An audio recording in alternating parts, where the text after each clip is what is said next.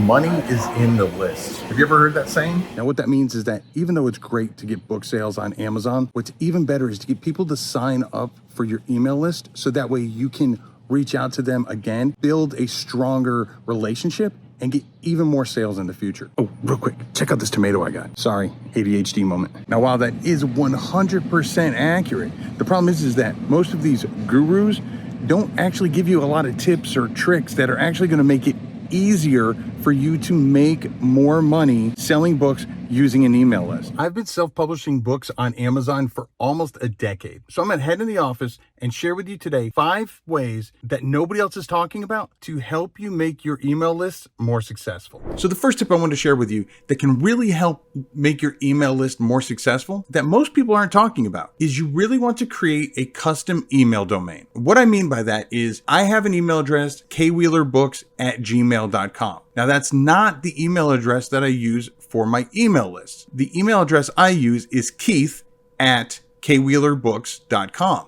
And the reason why is, for one, it looks more professional.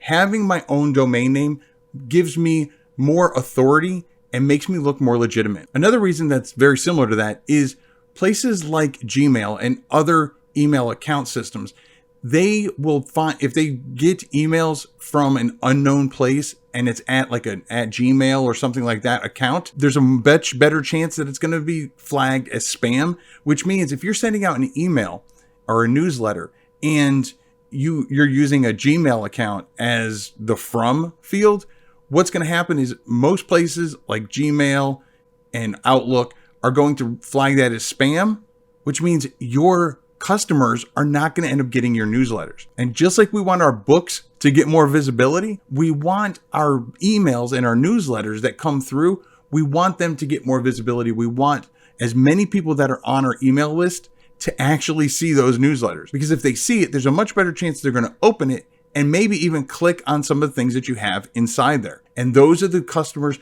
that we really want to nourish, because they're the ones that are going to lead to more purchases in the future. The second thing that a lot of people aren't talking about when it comes to your email list is you're going to have to list a physical mailing address. By law, most of the email marketing services require you to list a mailing address that will be displayed at the bottom of all of your newsletters and emails that you send out to your email list. Any email that you send out or newsletter that you send out through their system is going to have that mailing address listed at the bottom. So you have to actually, before you can send your very first email through the system, you need to have a physical mailing address to list.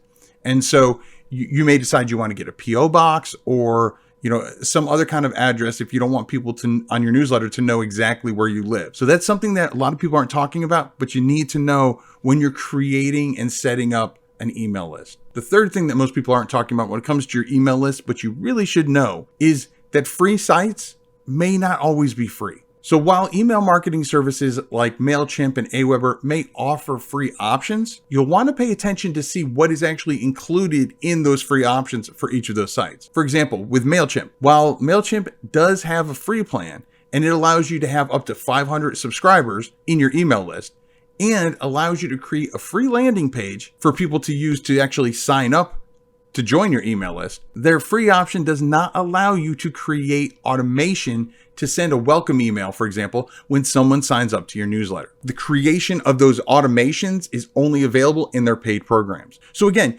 you can use something like MailChimp and use the free version and create your landing page for someone to sign up to your email list. And you can use it to collect the names and send out newsletters and everything else for up to 500 subscribers. But you can't do any kind of automation. So when someone signs up, they automatically get a welcome email. You can't do that in the free version of MailChimp. So you really want to look and see what is included, so you know if what you want to do is something that you actually are going to have to pay for. Also, side note, when it comes to free, finding the free options isn't always easy. So for example, MailChimp does have a free option, but as you start signing up for the free option, it's going to pop up with a screen that shows you all the different pricing plans. And you actually have to scroll down to the bottom, click compare, and then you'll see the free option. So again, it's not exactly the most intuitive way to get to free, but they're trying to get you to upgrade. So something to keep in mind. Make sure that when you want to sign up for free, that you're only signing up for the free options, but also make sure that what you want is actually available. The fourth thing that people don't talk about when it comes to making your email list successful is that you do not have to send out weekly newsletters. That's one of the biggest fears that I've heard people have, like why they don't start their newsletter sooner and why they don't start their email list sooner is I don't know what to talk about. I don't have things to talk about every single week. You don't have to. What you need to do is decide what frequency is realistic for your brand and for your audience's needs. What is something that you can actually sustain?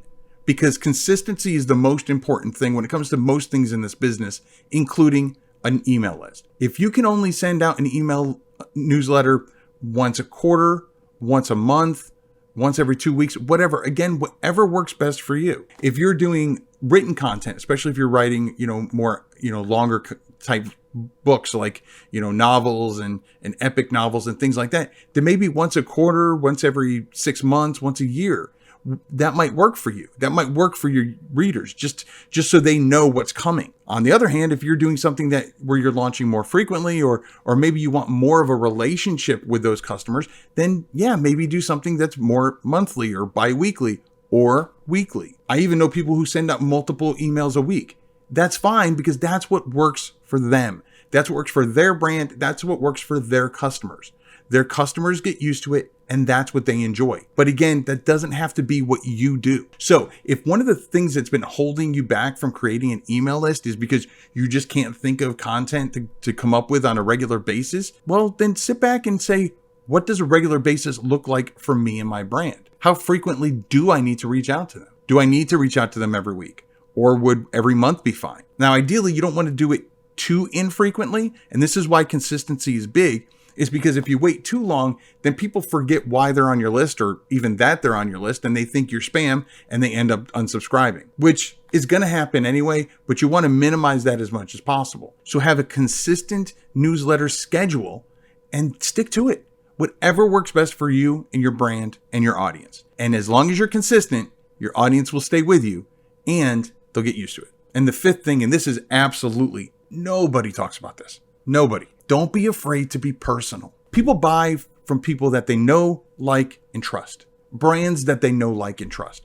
And so if you show a little bit of personality, and not just in your writings, but maybe share something personal, share, maybe pictures of your kids or your grandkids, or a picture of your dog, or maybe a picture of your garden, like you saw in this video. Be personal. People will acknowledge that, and they will be more likely to read your next one because they want to know what's going on.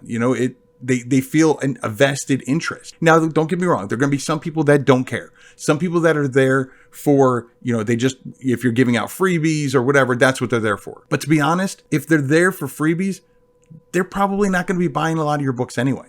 What you really want is you want those dedicated customers, those super fans, the ones that buy everything that you put out or most of the things that you put out. Those are the ones that you're really going to benefit the most from having an email list. And in those people in particular are going to be interested if you share some personal information. Now, I'm not saying give out your birth date or your social security number, but be a little bit personal. I know in one of my newsletters I did last year, I was sharing the experience going up to my daughter's wedding, and people were actually were emailing me back and giving tips and suggestions and just encouragements and just well wishes. These are people that buy from me almost every single time I send a newsletter with something that I'm selling, whether it's a new book I'm putting out or something else that's similar to that brand. It doesn't matter. They're that loyal, and those are the people that will really benefit the most from your newsletter, and those are the ones that will be with you for the long haul.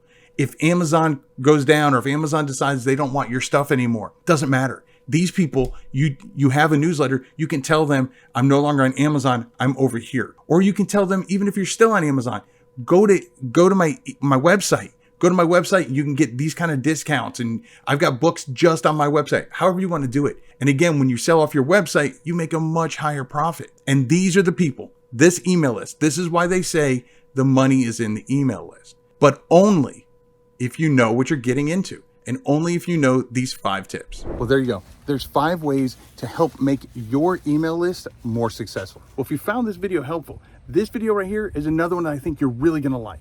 But if you've already seen that one, YouTube says that this video right here is perfect for you.